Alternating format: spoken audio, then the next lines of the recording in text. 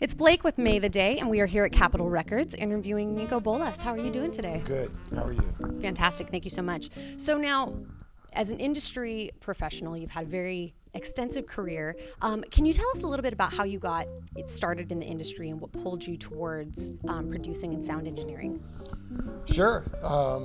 I was a kid. I loved music. Read the back of a record. It said recording engineer. I figured I could learn what that was. Then I got a job emptying trash cans in a studio. Normally how it goes, right? Yeah, basically.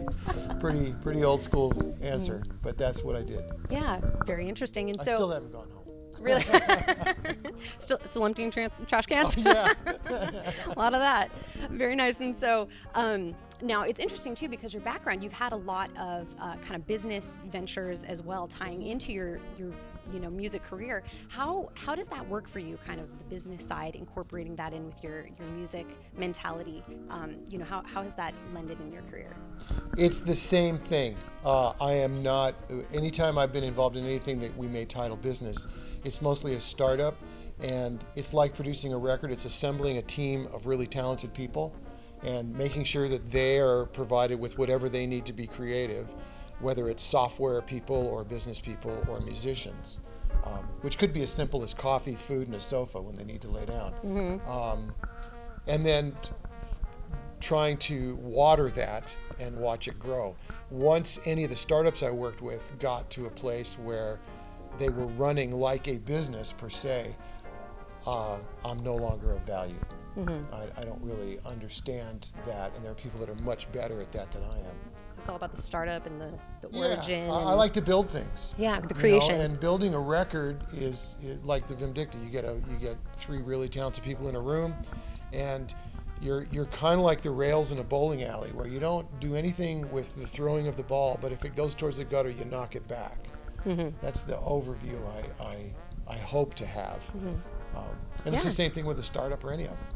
Yeah, that's a great analogy. And so now we're here today, of course, at Capitol Records with the Vindicta. They're recording, laying down some tracks this weekend. And so what has been your involvement with them as a band, and what are you kind of hoping for them to get out of this recording experience? I hope it's the beginning of a lot of creative spurts. Every time I've ever met with them or worked with them, it's been after either a couple months on the road, or when they're really excited about something new, and we've come in the studio and just dump their guts basically, and then collect it all up and mix it and see what you get.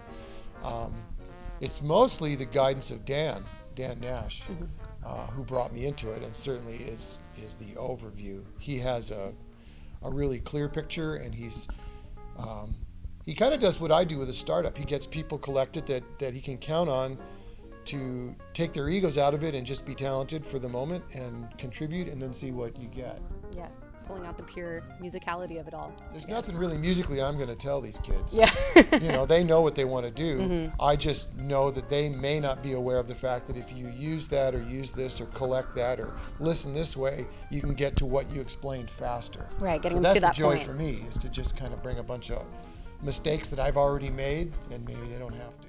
Yeah, which is nice. Anytime you can avoid that. Perfect. And so now with your career, obviously you've worked with a lot of kind of, talent over the years. Do you have any really, any highlights or any exciting stories that you might want to share? God, I've been I'm sure there's many. There's a ton. Actually, in this room, one of the greatest days of my life, Neil Young did a record called Living with War.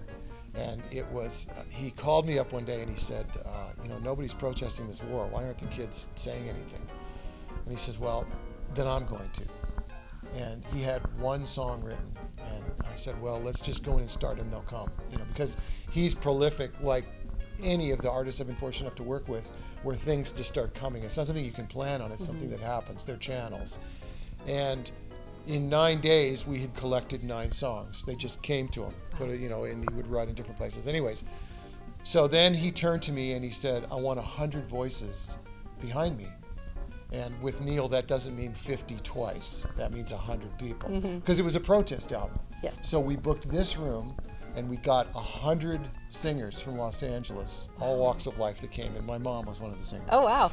And we projected the lyrics up on the wall with a slide projector or PowerPoint, and had 100 people doubling his voice through every word on this protest record, and then released it.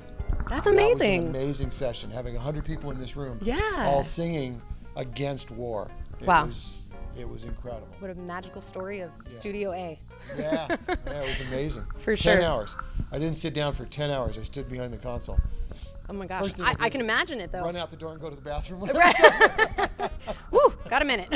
Exactly. Fantastic. Well, Niko, thank you so much for spending My a minute with pleasure. us. It's really great to get, kind of an industry perspective. We interview, kind of the talent all the time, but it's really nice to see kind of behind the scenes, the magic that goes on, and, what is necessary. I have the easiest job in the world. It's the best. I just get to watch people be great and guide them and share your knowledge. I make really good coffee. That's one of my best jobs. Hey, gotta have a skill, right? Yeah. Making coffee's a good one.